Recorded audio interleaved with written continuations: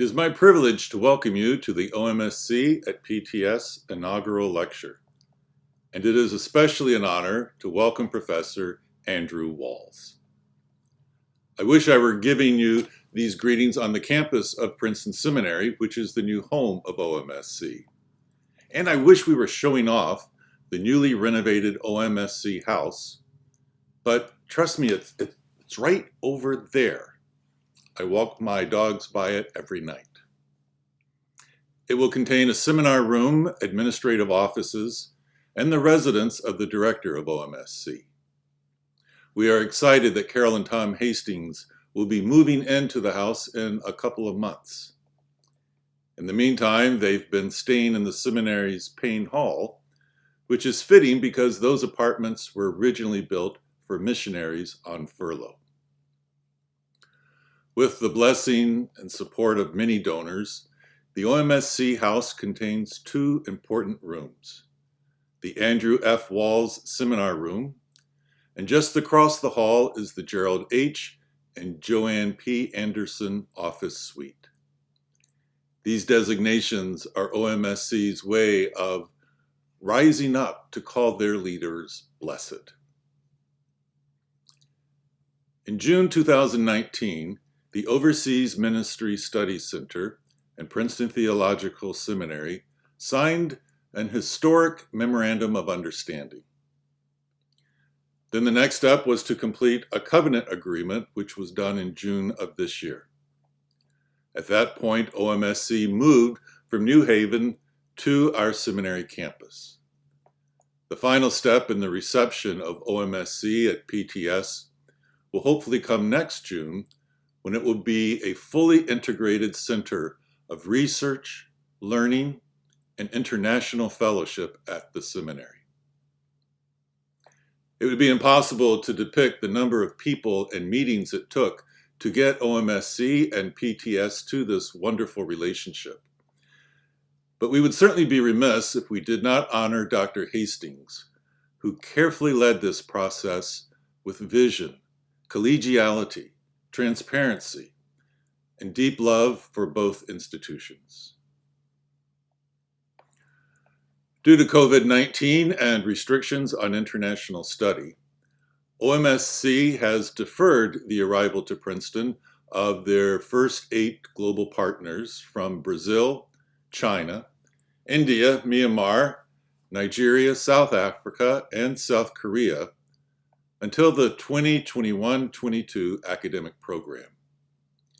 And in place of their regular residential program, OMSC has launched a very successful online study program for this academic year. In fact, Dr. Walls and his wife, Dr. Ingrid Renaud Walls, led the very successful inaugural seminar on African Christianity in the Americas and in Africa last September. There were about 35 participants from all over the world. Videos of this and all the seminars are available. I've also been asked to announce that all PTS students and faculty are invited to participate in future OMSC events free of charge. And all doctoral or postdoctoral students in mission studies, world Christianity, and intercultural theology are also invited to join OMSC's online offerings without charge. And now it is my privilege to introduce Dr. Tom Hastings. Thank you, President Barnes, for your kind words of welcome. Welcome to the inaugural lecture marking the recent move of the Overseas Ministry Study Center to Princeton Theological Seminary in July 2020. We are truly honored to have Professor Andrew F. Walls deliver this lecture, which he has entitled Overseas Ministries and the Subversion of Theological Education. Originally scheduled to be delivered on Thursday, September 17th in the Theron Room of the seminary's library, with reception to follow, this inaugural lecture was instead recorded in the Walls' home in Aberdeen, Scotland, on Monday, September 14th, 2020, because of travel restrictions due to the terrible COVID-19 pandemic. The last time OMSC held an inaugural lecture was in September 1987, when OMSC moved from Ventnor, New Jersey to New Haven, Connecticut. That lecture was delivered by Bishop Leslie Newbegin and entitled The Enduring Validity of Cross-Cultural Mission. Professor Andrew F. Walls is a founder of the Center for the Study of Christianity in the Non-Western World, which was established in Aberdeen before eventually being relocated to the University of Edinburgh in 1987. Since 2009, it has been known as the Center for the Study of World Christianity. Andrew holds degrees from the University of Oxford and has taught in Africa, Europe, and North America, including here at Princeton Theological Seminary. I had the joy and privilege of participating in his doctoral seminar here 20 years ago. He has lectured in Asia and the Pacific region and has written several books and many articles on a range of historical and theological topics. He has also written hymns, poems, plays, and sketches for radio and the small stage. Andrew is recognized as one of the pioneers of the interdisciplinary study of world Christianity and as a leading scholar in the history of the African Church. Professor Lamin Sane, the late Yale historian and former OMSC trustee, said that Andrew was one of the few scholars who saw that African Christianity was not some exotic, curious phenomenon in an obscure part of the world, but that African Christianity might be the shape of things to come. Since the 1980s, Andrew has led annual seminars in OMSC's residential study program, and in more recent years has been joined in that task by his wife, Dr. Ingrid Renault Walls. Andrew is professor of the history of mission at Liverpool Hope University, honorary professor at the University of Edinburgh, research professor at African International University, and professor emeritus at the Akrofi Christaller Institute of Theology, Mission, and Culture in Ghana. He has taught in Sierra Leone and Nigeria and was founding editor of the Journal of Religion in Africa. Along with his classic work, The Missionary Movement and Christian History, Andrew is the author of The Cross-Cultural Process in Christian History, Studies in the Transmission and Appropriation of Faith, and Crossing Cultural Frontiers, Studies in the History of World Christianity. Though I wish we could have celebrated this event in person, it is with a great sense of joy and gratitude that I give you Professor Andrew Walls.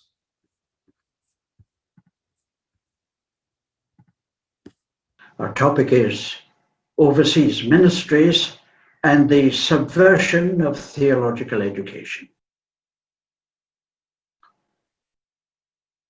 September 2020 sees the formal inauguration of a new phase in a new location for an institution which may be called venerable, since it has already had almost a century of service.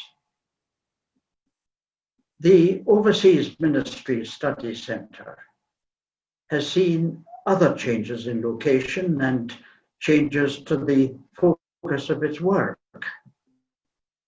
But its concern for what in its title are called overseas ministries has been consistent.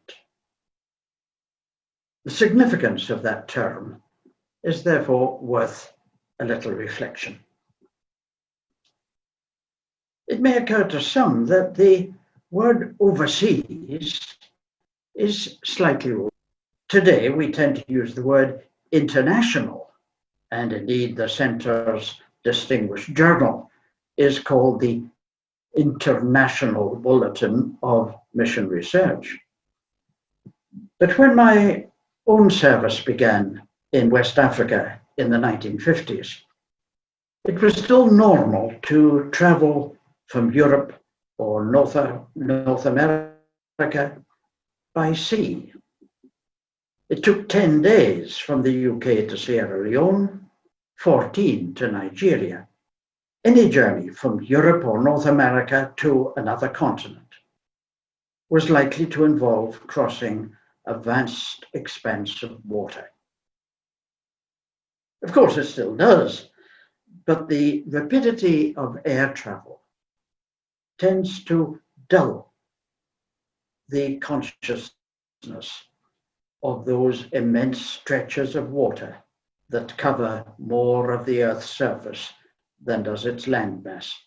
For earlier generations, those stretches of water emphasized the distance and the otherness of lands overseas.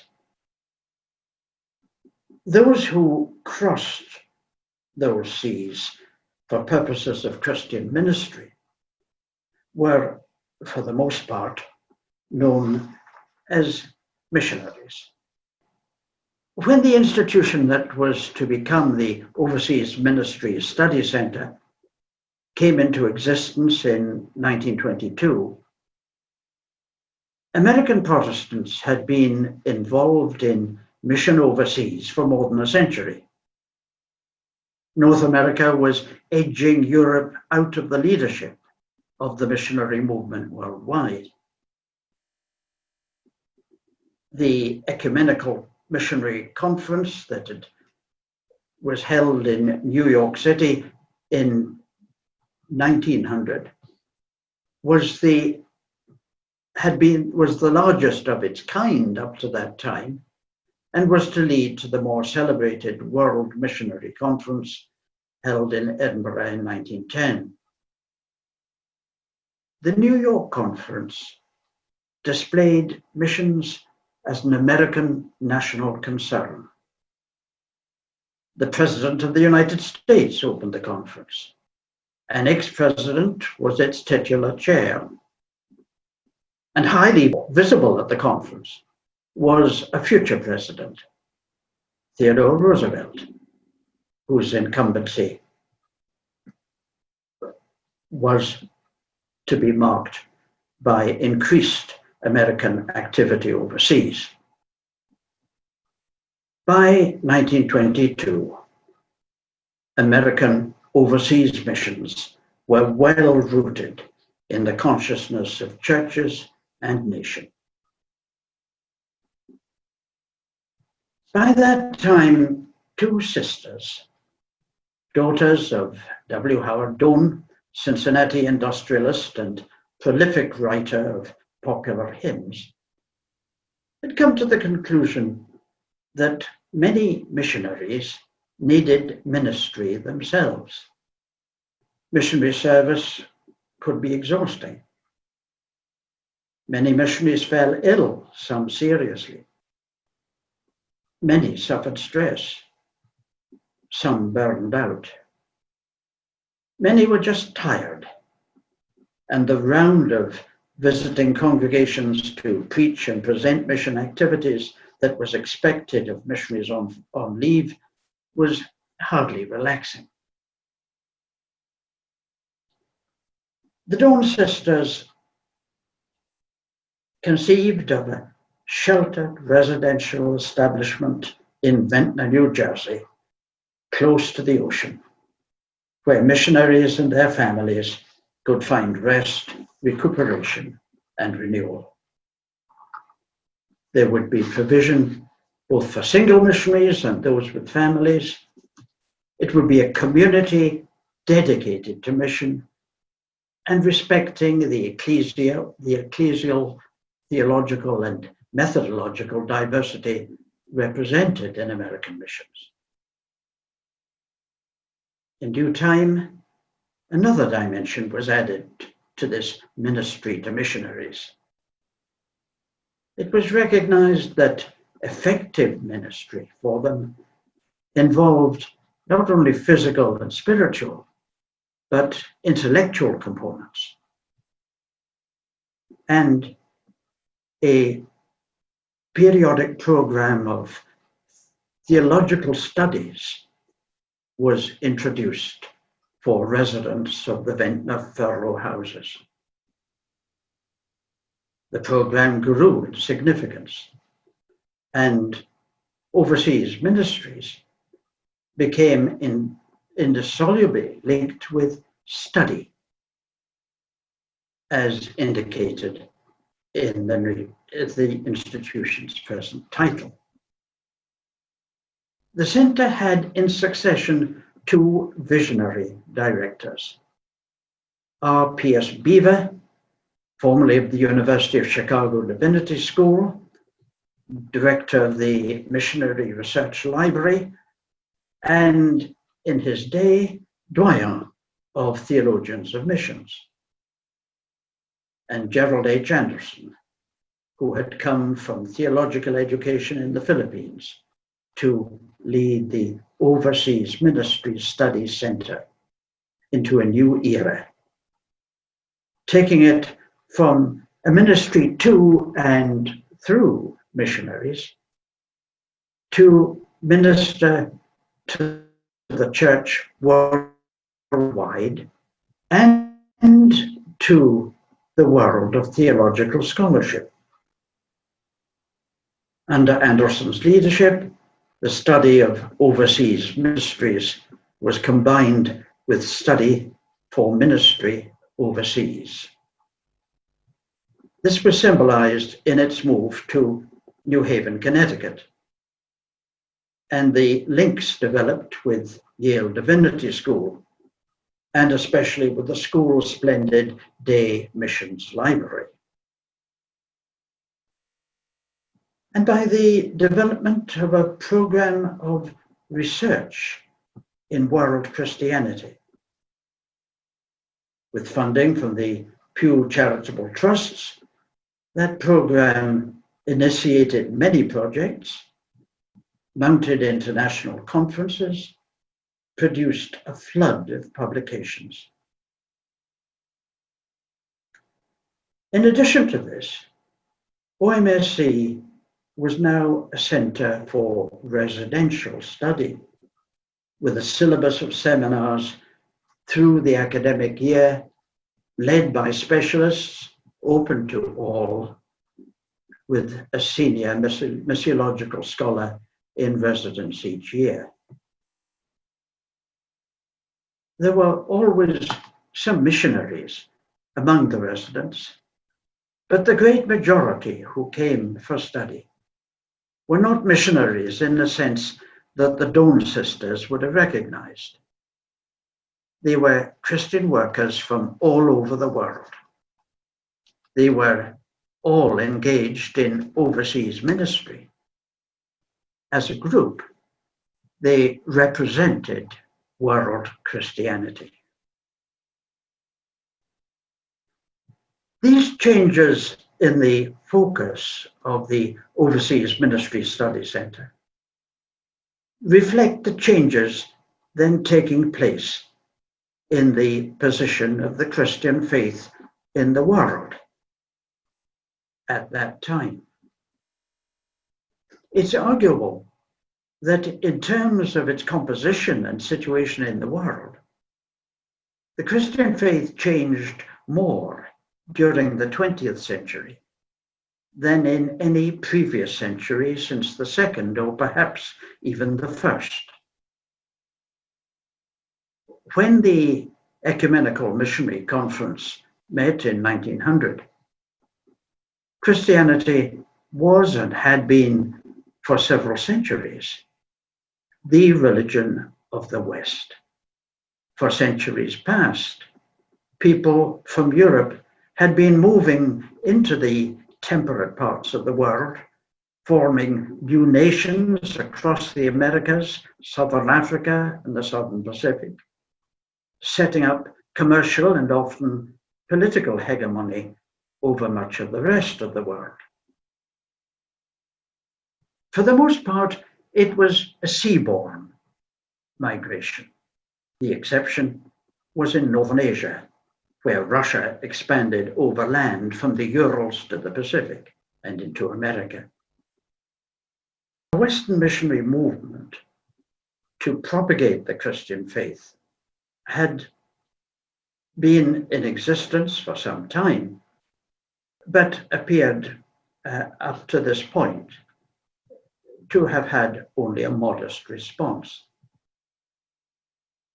Not only was Christianity the religion of the West, it was clearly a Western religion, shaped by centuries of interaction with European languages and culture, entrenched in the symbolic registers of Europe and North America, shaping and being shaped by the philosophic, aesthetic, and literary traditions of those continents. During the 20th century, all this changed. By the century's end, those who called themselves Christians formed a similar proportion of the world's population as at its beginning. But there was a marked difference as to where those Christians lived. No longer was Christianity so obviously the religion of the West. A recession, possibly the fastest that the Christian faith has ever known, had occurred most notably in Europe. And a rapid expansion had taken place in sub-Saharan Africa and some parts of Asia. By the year 2000, the majority of the world's Christians were Africans, Asians, or Latin Americans. The same movements have continued since, year on year. If they continue, Africa, Asia, and Latin America will account for some 2/3 of the world's Christians. Some time ago, an Anglican number cruncher informed me that the median Anglican was then a charismatic, Bible-reading East African woman in her 20s. I'd not be surprised if the median Presbyterian and the median Methodist were to turn out to be that lady's sisters. Serial change at OMSC, which today reaches a new stage, reflect developments in the continuing story of Christianity. OMSC represents what one might call a niche branch of theological education. And this raises the question as to how far theological education in the West generally has responded to the same changes. Theology, after all, does not begin in the study or the library. It comes out of the actual situations of Christians and of the church, from the need to answer questions like, what should I do as a Christian in this situation? Or how should I think as a Christian in this situation? For a long time, the life situations that produce theology had arisen in Europe and North America, shaped by the cultures, traditions, and intellectual history of those continents. For vast numbers of Christians now, the life situations that give rise to theology come from the conditions, cultures, and intellectual history of Africa, Asia, and Latin America. This fact, of course, does not reduce what one might call the domestic concerns of Western theology. Indeed, the two run parallel. And the diaspora factor, the large numbers of people from other continents, Christian or otherwise, now resident in Europe and North America, is also to be taken into account when considering theological activity. The ancient cultures of Africa and Asia will themselves go on throwing up issues for theological work and discussion and decision, as the Greek philosophical tradition did in the early Christian centuries. Africa, Asia, Latin America are theological laboratories, fully as much as Europe and North America. They will enlarge the overall scope of theological activity. There's every prospect of the 21st century becoming a period of major theological expansion. It's vital for the good of both theology and the church at large, that theological activity be intercontinental in every aspect of theological study and in each of the constituent disciplines: biblical studies, church history, systematic theology, practical theology, the borderlands with philosophy and the social sciences. An exciting future beckons if the Theological Academy as a whole can respond to the changes within the Christian community, as OMSC has done. From its beginning, the Christian faith has been worldwide in its scope. The promise to Abraham proclaims blessings to all nations on earth. The prophets look to the coming of the desire of all nations. The New Jerusalem that comes down out of heaven at the last day has gates open to the north, south, east, and west, through which the treasures of all nations pass into the city of God. The community of Christians is now a six-continent fact of life: Africa, Asia, Latin America, theological laboratories with work already in progress and plenty of laboratory space. All this offers new sources of light on and from the Bible, long histories embodying ancient cultures and modern realities, engagement with other worldviews and assumptions about both the transcendent and empirical realms, not to mention the activities of ebullient church life and innumerable situations not covered or conceived in the standard works on pastoralia. I hope an autobiographical reflection here may be forgiven. The theological course I followed in the 1940s, though intensive and linguistically demanding, referred to no part of the world outside the Middle East and the Mediterranean. When, in the 1960s, I was appointed to teach church history in the Faculty of Divinity of an ancient Scottish university, The curriculum in church history had three components.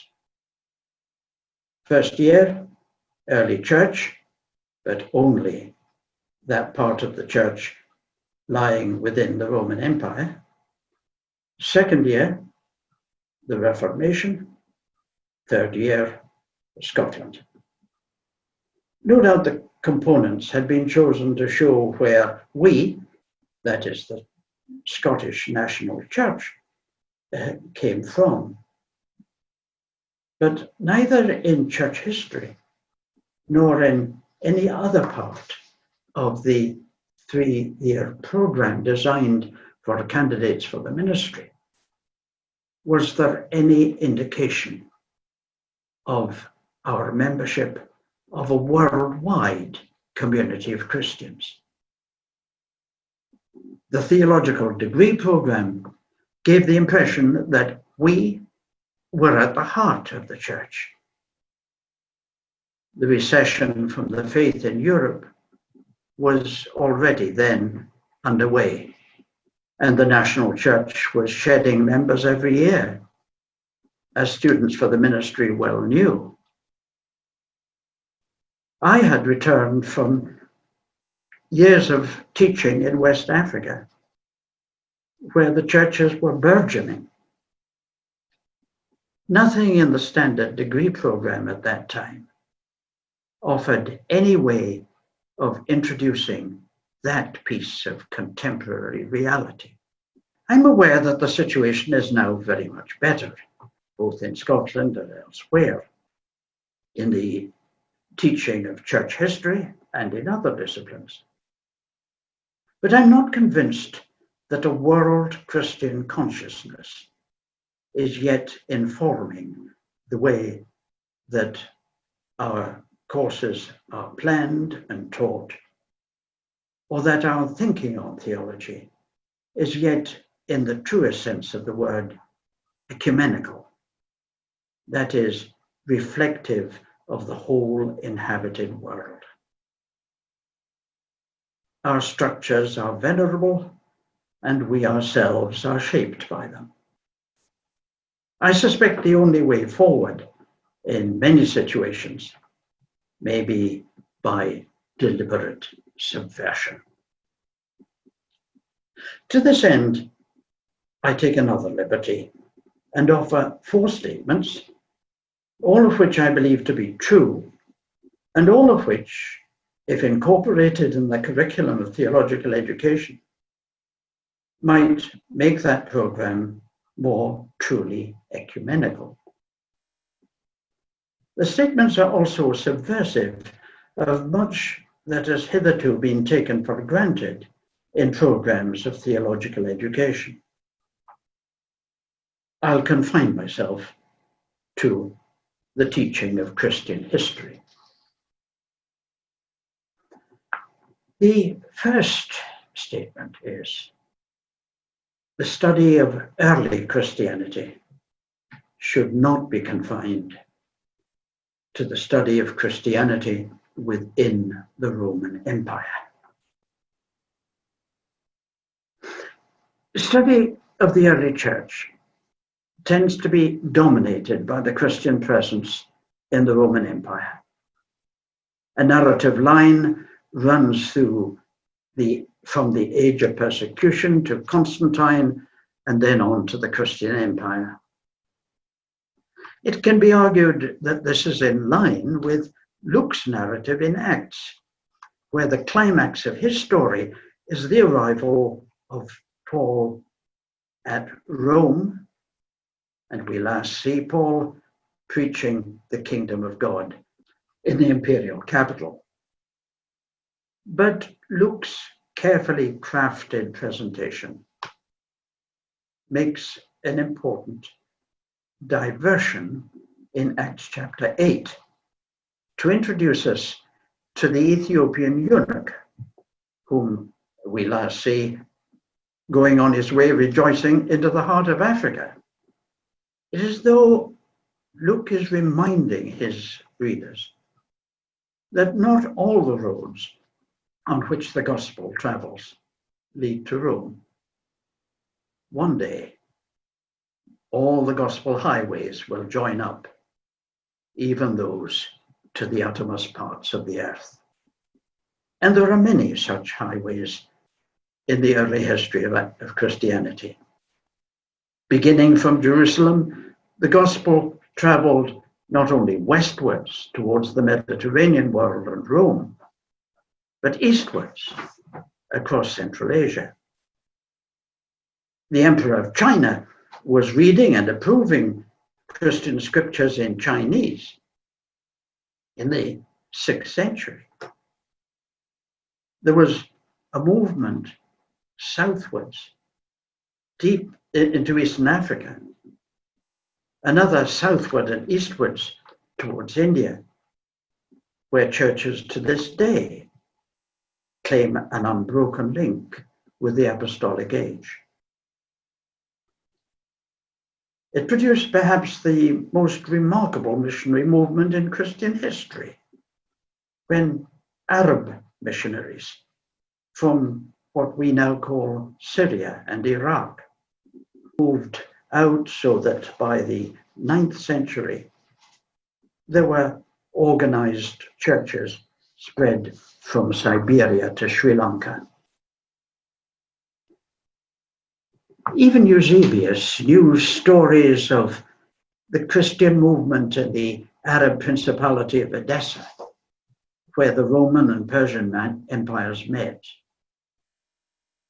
Edessa, a major mission base and center of Christian learning, is indicated on many textbook maps of the early church, but it's normally placed on the eastern edge of the map.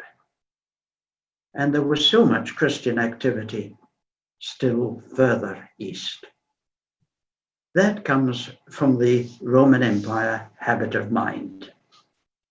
That habit of mind also passes over the great ecumenical failure of the century that followed, the Council of Chalcedon, which led to early world Christianity splitting three ways along linguistic and cultural lines, and eventually to the Christians of Europe losing contact with those of further Asia and Africa, and that just in time for the rise and spread of Islam. The second subversive statement is this: in the light of Christian history as a whole, the Protestant Reformation is the second most important development in the 16th century. I put this in a crude form, with qualifications to follow, and without any intention of downplaying the significance of the Protestant Reformation or its defining effect on much subsequent European history and on history beyond Europe. I further recognize that the 16th century saw several reformations, and that the combined effect of the Catholic, Protestant, and radical reformations was immense. But if we're considering the worldwide history of Christianity, another 16th century development, which was to have huge implications for the future, should not be neglected. We've noted how the great ecumenical failure of the 6th century caused the earliest form of world Christianity to fall apart. Much of the Christian presence in Central Asia faded. The 7th century saw the rise of Islam and the Arab expansion to both the Roman and Persian empires, taking Christian peoples under Muslim rule. Islamic expansion continued until, by the late 15th century, peoples at the eastern and western ends of Europe also came under Muslim rule. By this time, Christianity had also expanded as the peoples beyond the boundaries of the Roman Empire, whom the Romans called barbarians, moved corporately into the Christian faith to form the basis of what we now know as Western Christianity. By 1500, this process was more or less complete. The combined effect of expansion in Europe and decline in the rest of the world made Europe the most considerable, made Europeans the most considerable body of Christians in the world. The completion of the Christianization of Europe coincided with the end of Europe's isolation from the rest of the world as oceanic voyages took Europeans eastwards beyond the Islamic world, around Africa to the rich lands of Asia, and westward to the hitherto unknown Americas. In the Americas, it seemed at first possible simply to expand Christian territory and recreate Mexico, for instance, as New Spain. But this was unthinkable with the great empires and vast territories of Asia.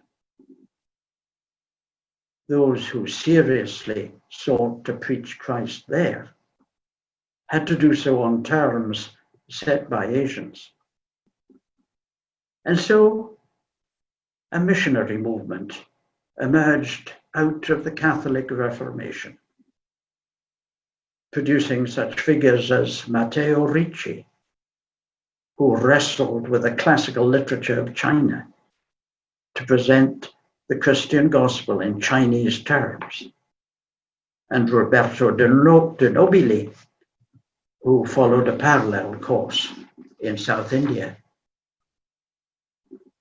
All the extraordinary developments which produced what is often called Japan's Christian century. In these stories, we find a Christianity that had become thoroughly Europeanized, coming into relationship with the world beyond Europe, with the history, cultures, languages, literatures, religious traditions of Asia, interacting with them and seeking to translate without the power to compel. This convinced Protestant is forced to stand by the second subversive statement. The third statement is this: the most transformative development in Western Christianity in its modern period is the development of the Western missionary movement. We have already considered the demographic and cultural shifts in Christianity that became evident in the 20th century, whereby Africa, Asia, and Latin America, in terms of the numbers of professed Christians, overtook Europe and North America, long thought of as the heartlands of Christianity. Many factors led to this situation, and it remains true that, for instance, most Africans at almost all times heard the gospel from other Africans. It nevertheless remains true that the missionary movement from the West was the detonator of a huge explosion. The missionary movement interlocks with many other developments in modern Western church history, connecting, for instance, with revival movements, with the anti-slavery movement, and other humanitarian causes. It has highly complex relations with colonial and imperial interests, and equally complex relations with migration from Europe. It interacts with doctrinal history in matters relating to salvation, to sanctification, to eschatology. All these things put the missionary movement at the heart of the development of the Western churches, Western theology, and Western society. Yet the missionary movement has usually been marginal to the way modern church history is taught. If it gets in at all, it's usually by means of an elective called missions. Yet in terms of world Christian history, it seems a vital field for research and reflection, and a significant part of the development of modern Western Christianity. My final subversive statement is America was the scene of a vital phase of the study of African Christian history. Africa has had a continuous Christian presence since at least the early 2nd century. But a new phase began in the 16th century as a result of the forced movement of Africans to the Americas, South, Central, and North.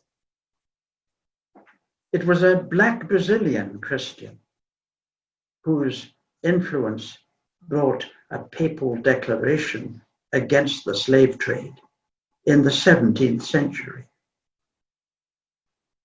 Africans play a notable part in the Great Revival.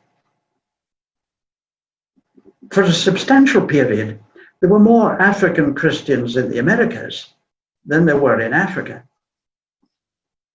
Protestants, and indeed sometimes Catholic missions, looked to the Caribbean for inspiration, motivation, and sources of personnel. African Christianity is likely to play an increasingly important part in Christian history as a whole. Part of African Christian history lies in the Americas, a story containing both trauma and triumph. It's a vital field for intercontinental theological and historical cooperation. Whatever may be made of my 4 subversive statements, it seems beyond doubt that the time is ripe for consideration of theological education in the light of world Christianity as it is now. The relocation of the Overseas Ministries Study Center, with its long experience of the frequently changing nature of overseas ministry, to a place at the heart of a major center of theological education with a distinguished record both in ministerial formation and in academic research, is a symbol of the present, giving hope for the future. Thank you.